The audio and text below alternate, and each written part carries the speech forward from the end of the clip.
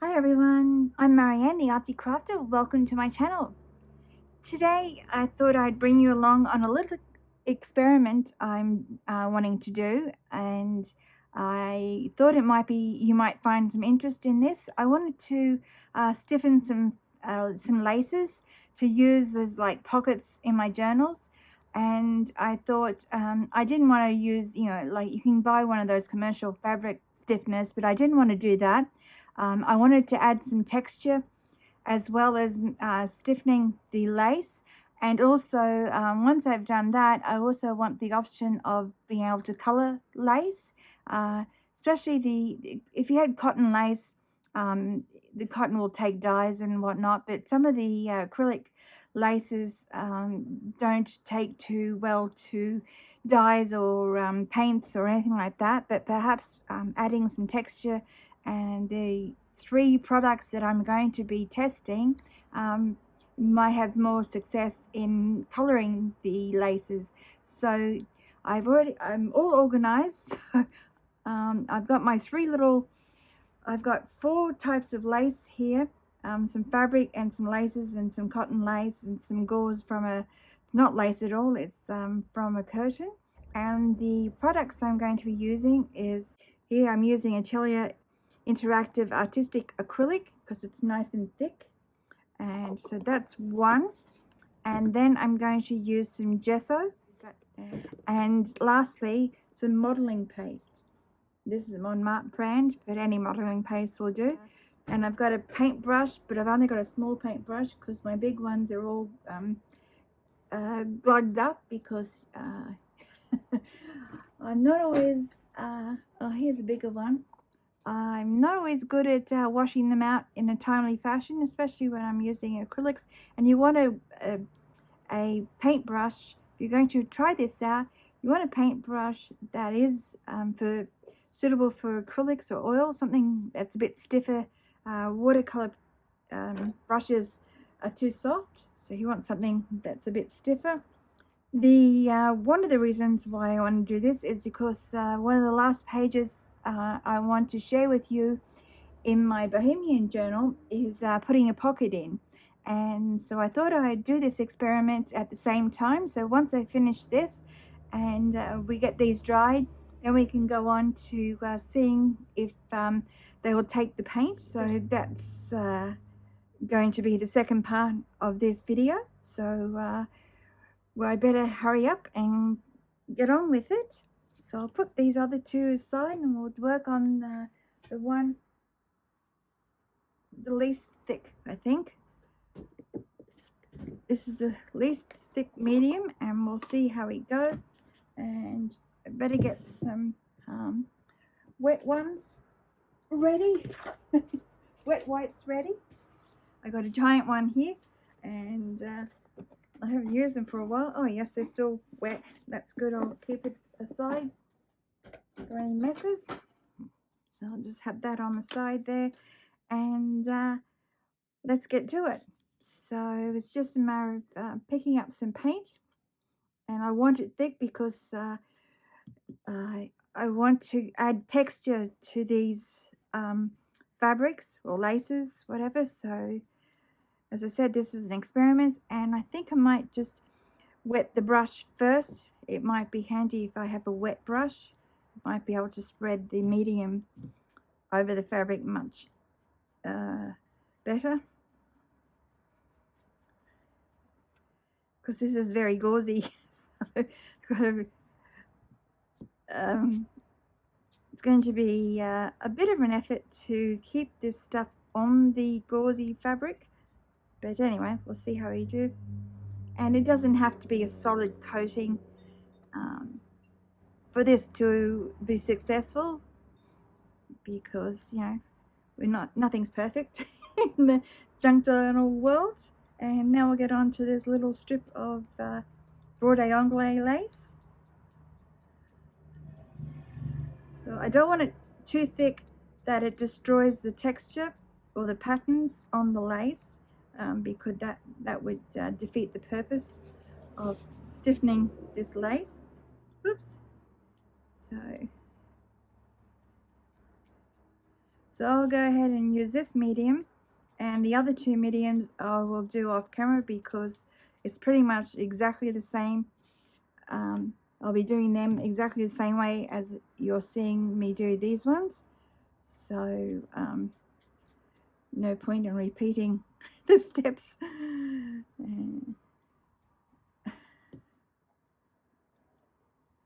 Paint this on.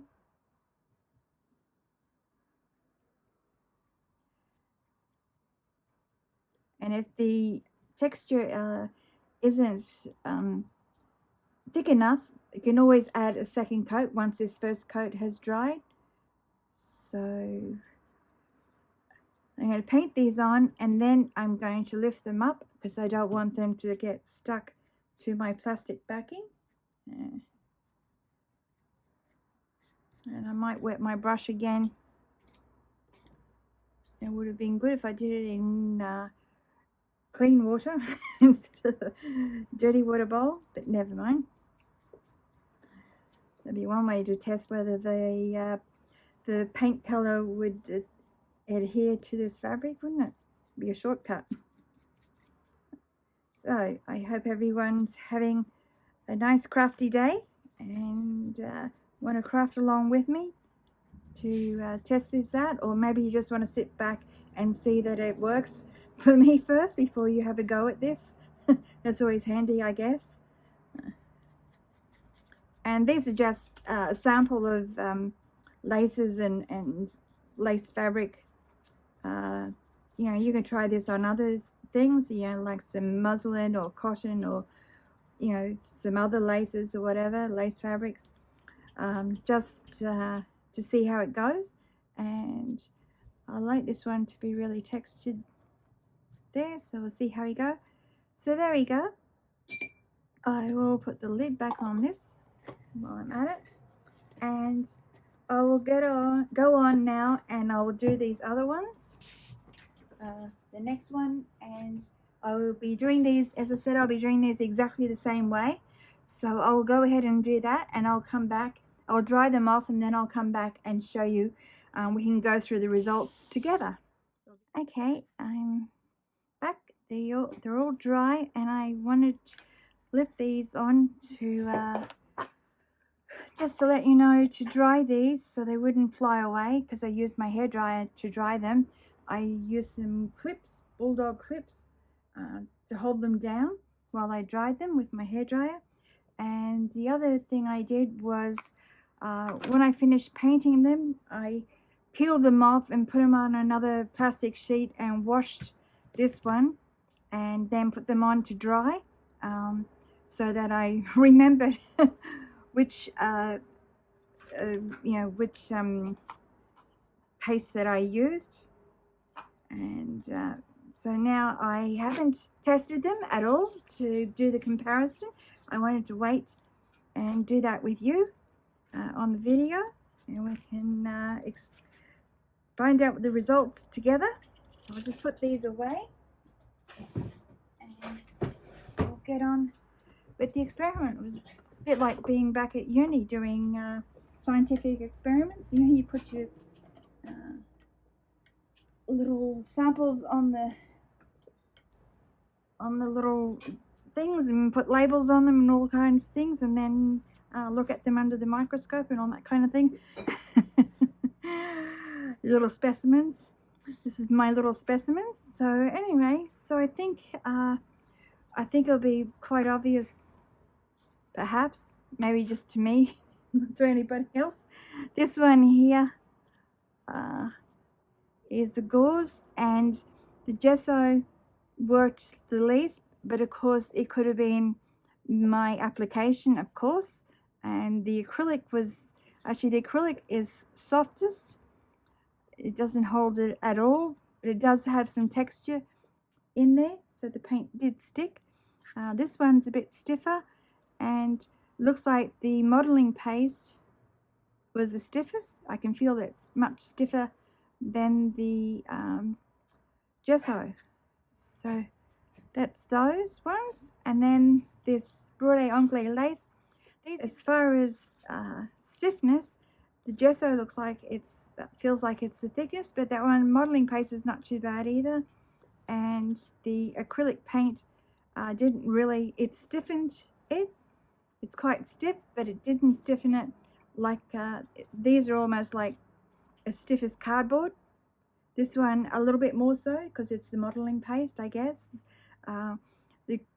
The thickness would be, in terms of thickness, you would be going from acrylic paint would be the less thick to gesso to modeling paste. So I guess that makes sense the way the results are.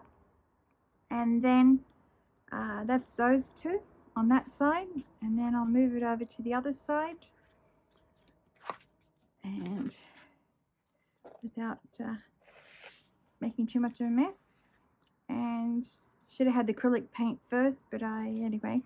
So the gesso, you see how stiff that is, and the acrylic paint not so much, and the modeling paste is quite good too. You see it there. So these two are pretty good. I'd say they're pretty much the same as in texture. So that's good. And then you've got the this acrylic lace, which is the gesso, so it's quite stiff. The acrylic paint here it's you can feel the acrylic paint. It is stiff, but it's not as stiff as the gesso. And the modeling paste, again, because this one is a little bit thinner than this lace. There's more motif on there than this lace, but I didn't have any more of this one left. And these three are actually different laces, but anyway, so that could be because there's a heavier pattern on there, I don't know, but they're pretty stiff here, and they would make nice pockets. They all make nice pockets actually, even these ones here with the stiffness. If you want a pocket with structure, any of these would work, I think, in my humble opinion. Even this one here, you could keep it, it will be stiff enough so that it doesn't stretch too much. So I'm quite happy with all those. You could use, so you know, it depends on whether, you know, which one you want to try, which product you like to work with the most, the modeling paste, the gesso, or maybe acrylic paint.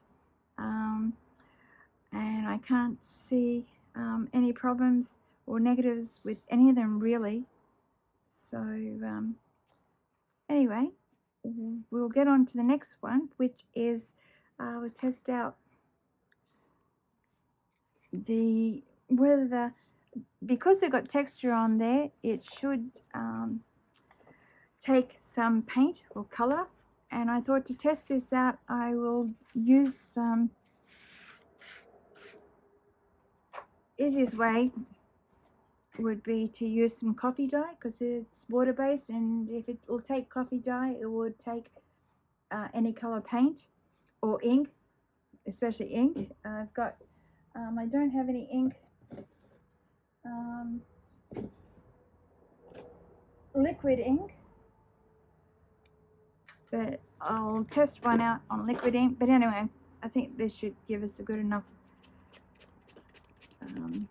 especially the acrylics.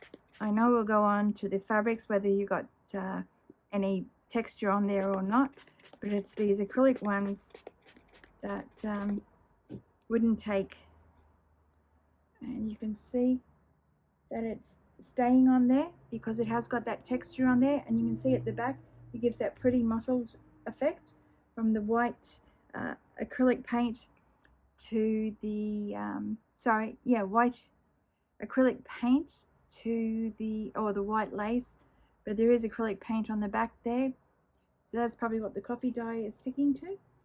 So that's that. And this here, you can see there that it does take some color, and of course you got that same effect.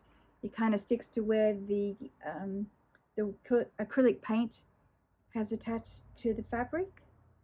So, and of course we know these ones, because they're cotton anyway, they will take the color and it will bleed through to the back. So, and this one here, you've got that on the front and it will do some bleeding on the back. So it depends on whether you want that mottled effect or a solid effect. So that worked out well. And just to show you that, I've got a paintbrush here.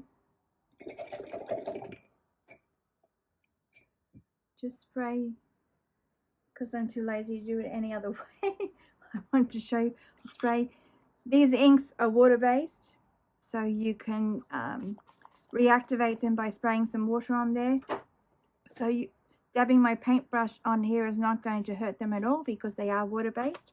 And we'll see that, because I could have picked a different color, couldn't I? Might have been better. You don't really see brown on brown. Let's try some green. And I'll just activate my pour inks. I need to wash my brush out. Don't want to contaminate the colors. And I need to get some new inks. So,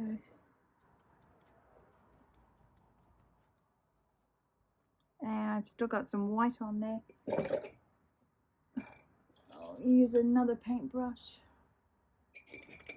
Okay, might be better. I'll try and get that white off my ink. And you can see, oh, that's where the white's coming from. So perhaps if you leave these to dry, so they need to cure. The paint needs to cure for a few hours, and then you won't get that bleeding when you do paint. So anyway, I'll try some on here and wipe my brush off.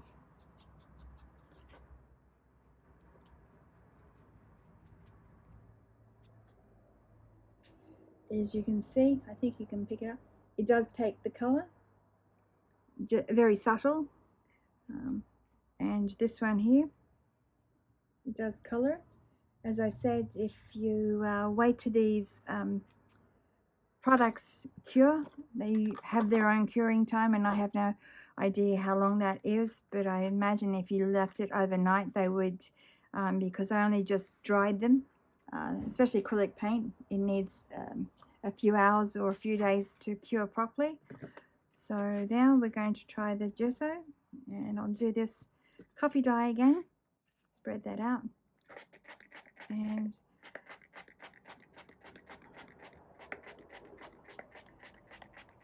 you see it takes the color very nicely.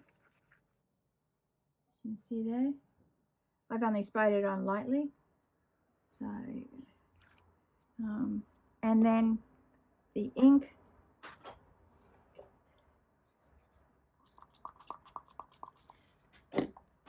let's see how that goes. I'll get the right brush. Oh, it's down here. Go, a few brushes on the go. Okay, see how this takes the color, and I think you can see, well, maybe you can't because I'm too far away. I'll bring it up closer.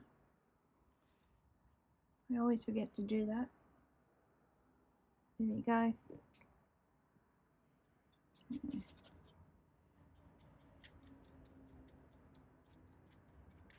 I think you can see that it actually takes the color a bit better than that, but then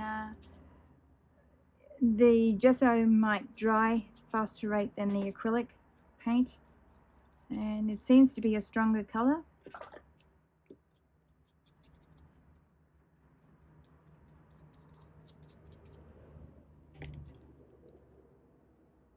I don't know if that shows up.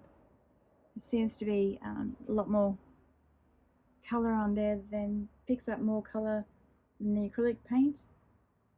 They only put it on this end, but I didn't do much of it. But and you can see the on the gesso, the color there.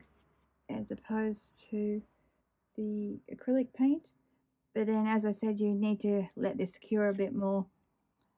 That might make a difference.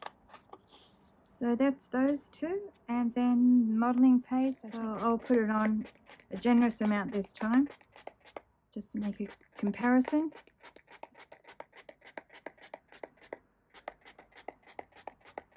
And I'll just copy dye this end. And surprisingly, it doesn't take the color as well as the other ones, but it's still very nice. It's darker on the back actually. I don't know how that is. It's darker on the back than the front. It's very subtle on the front, and there's that one there. It seems to take it very well on there.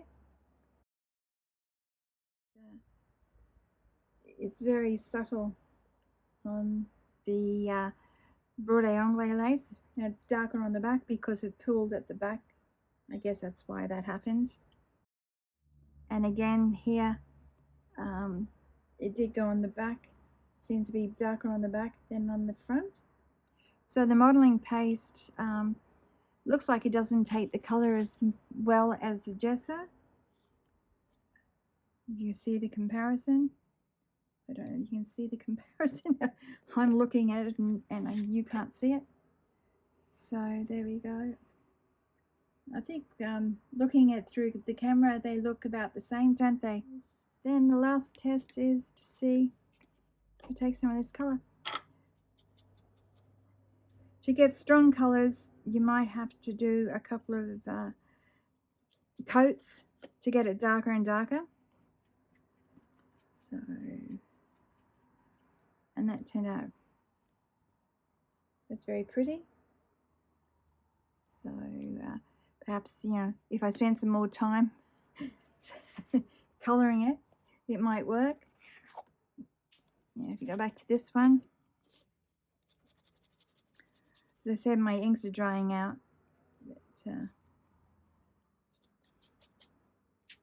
I'll do it on the flowers. That's better. You can see when I actually put it on the flowers, it's a bit better. You can do a comparison there. So the top one is gesso and the bottom one is modeling paste. So when they dry, they look like they're about the same. And back to the acrylic paint. So I didn't do much on at all. I tried it on the flowers this time. So you definitely need to keep, if you're going to use acrylic paint, it definitely has a much longer curing time than the other two products. But it does colour it. But you might have to do a couple of coats on it.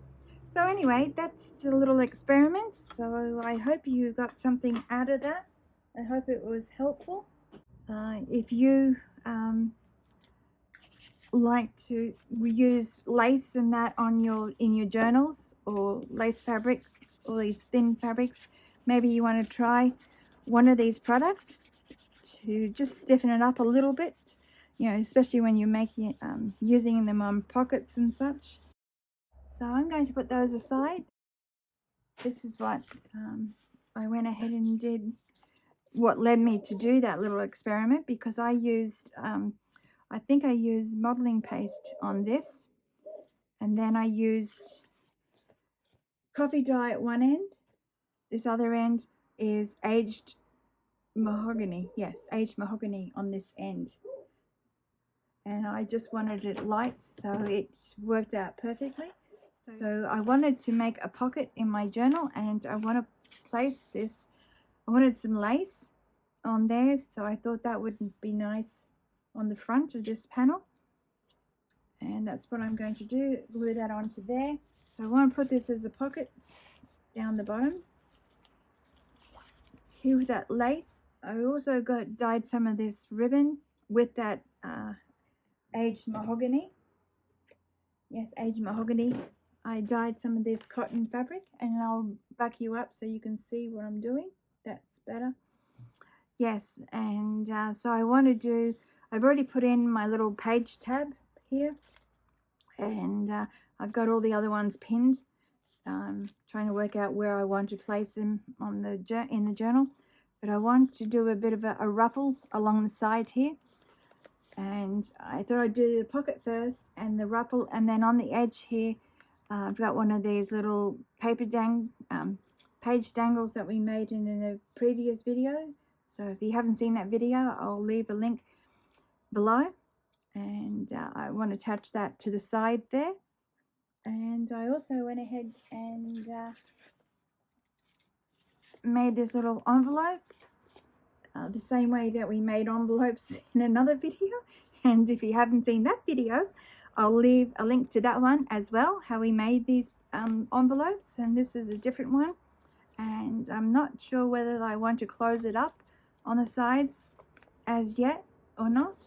And I've got a ribbon here anyway as a tie, so I'll put that aside for now. We don't need that. And this aside because you want to do the pocket first.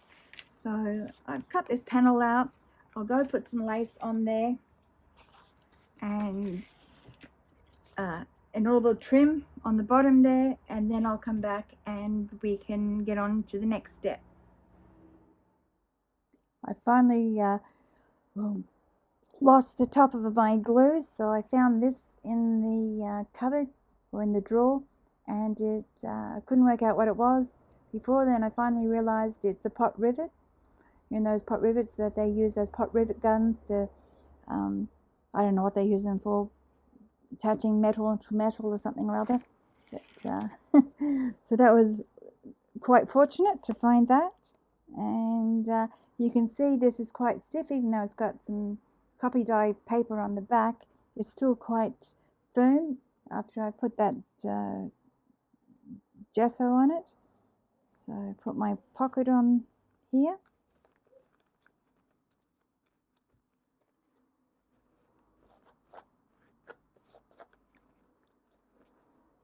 It is on the right page, yes.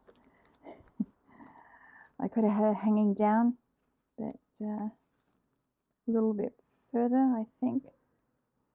As long as the main part's on the page and just a little lace trim hanging down, I think that would be quite nice. And that's all done. And I could put a bit of ribbon across the top there. I might do that at a later stage. Maybe another piece of this, or a piece of gold trim, narrow gold trim. Anyway, for now, I'm going to glue this on here as a ruffle on the side, and I think I'm going to have it all the way down. I didn't have to have that gold all the way to the end, but have that all the way down. So I might actually cut that off because I don't want it to be too bulky. And there we go, it's not too bad. And now I'll just apply some glue along here. And I've got my tweezers to help me with this. So I'll have that ruffle, it's already folded over for me. Okay, I got my ruffle on, and the question is going to be, is this envelope actually going to fit in my pocket still? So I'll have to see. Don't want to disturb it too much. Yes, it will. So that's where my that's where my envelope, I should say, pocket. And just have enough time to move this over a little bit. There we go. So all I have to do is wrap the ribbon around this, and anyway, I'll do that later on. You get the idea. So I'll leave that in there, and then attach the little bulb pin to the top with my little dangle. And there we go, there's our page. Okay, I couldn't leave off without you seeing the everything in place, so I did go ahead and put that little under there. Go ahead and put that little gold trim on there, and I did seal down the envelope and put a ribbon on there as a closure, and that's it for this page. All finished, and it has this little page tab.